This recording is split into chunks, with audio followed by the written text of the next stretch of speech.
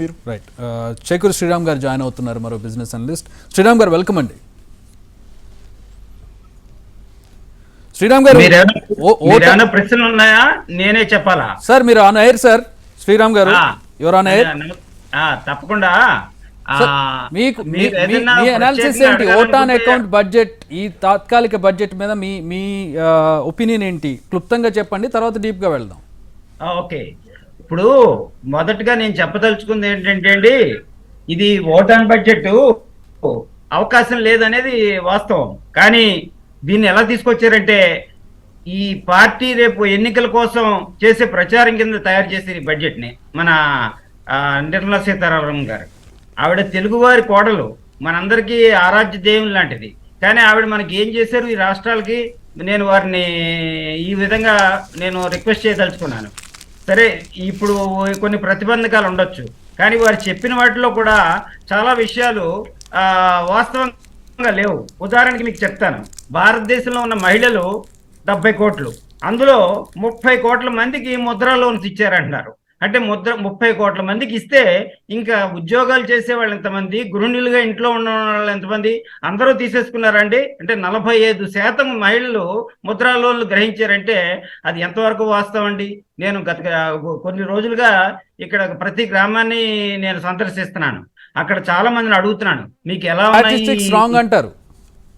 తప్పకుండా నేను అది ప్రూవ్ చేస్తాను. ఎందుకంటే మీకు తెలియదు, మీరే చూడండి, 70 కోట్ల మంది ఉన్న మహిళల్లో 30 కోట్ల మందికి ముద్రా లోన్స్ ఇస్తే ఇంకా అసలు ఇంకా అసలు అన్ఎంప్లాయ్మెంట్ ఎక్కడ ఉంటుందండి? మనం యుఎస్ అండ్ యూరోప్ కంట్రీల కన్నా ముందుకెళ్ళిపోతాం ఇన్ని లోన్స్ ఇస్తే. ఈ ముద్రా లోన్స్ కాకుండా మిగతా లోన్స్ కూడా కొంతమంది మహిళలు తీసుకుంటున్నారు కదా. ఇప్పుడు ముందుకెళ్ళింది కదా దేశం. అనేక మంది అనేక ఉద్యోగాలు, వ్యాపారాలు, మహిళా రంగానికి అసలు ఈ శకమే మహిళా శకం. ఇది ఈవేళ భారతదేశం ఒకటే కాదు, మొత్తం ప్రపంచం అంతా ఈ ఉమెన్ ఎంపవర్మెంట్ మీద పనిచేస్తోంది. ప్రత్యేకంగా యూరోప్ కంట్రీల్లో అయితే అసలు ఆడవారికి మగవారికి ఏ విధమైన తేడా లేదు, ఇద్దరు సమానమే. ఆ మాటకొస్తే మహిళలే మెరుగు అనిపించేలాగా ఈవేళ జరుగుతున్నాయి కార్యక్రమాలన్నీ. మరి మన భారతదేశంలో అది ఉందా? మీరు ఒకసారి హైదరాబాదు, విజయవాడ, విశాఖపట్నం కాదు, మరి రండి. నేను ఇప్పుడు రాజమండ్రి చుట్టూ ఉన్న గ్రామాల చుట్టూ తిరుగుతున్నాను గత కొన్ని రోజులుగా. ఏ గ్రామంలోనూ ఎవరు సంతోషంగా లేరు. మీరు చెప్పే పథకాలన్నీ ఏదో మనకి వినడానికి, చదువుకోవడానికి అందంగా ఉన్నాయి, కానీ మీకు ఒక్కొక్కటి నేను 2-3 చెప్తాను. ఉదాహరణకి ఈ పాడి రైతులకి అందరికీ ప్రత్యేకంగా డైరీ స్కీమ్ అన్నారు, గోకుల్ స్కీమ్ అంటున్నారు. అలాగే యానిమల్ లిఫ్ట్ మిషన్ అని ఇచ్చారు ఒకటి, ఏఎల్ఎం అని. దాంట్లో ఒక్కరికి కూడా లోన్ రాలేదు. ఎందుకంటే దానికి మళ్ళీ అర్బన్ కొలాటరల్ సెక్యూరిటీ అడుగుతారట. ఆ కొలాటరల్ సెక్యూరిటీ కూడా అర్బన్ ప్రాపర్టీ అడుగుతున్నారు. ఇన్ని రకాలుగా రైతుల్ని మీరు నొక్కు పెడితే ఏ విధంగా వారికి లాభం చేయగలుగుతామండి మనం? కొంత ఉదారత ఉండాలి రైతులకి. ముఖ్యంగా పాడి పరిశ్రమను పెంచడానికి, మత్స్య సంపదను పెంచడానికి కొంత ఉదారత మనం అందరం త్యాగం చేసి వాళ్ళని ముందుకు తీసుకొస్తేనే కదా ఈ అసమానతలు తొలగేది. అసమానతలు పెరుగుతున్నాయి సార్ మహానుభావ. మీరు చేసే పాలసీల వల్ల inequalities are increasing, not reducing.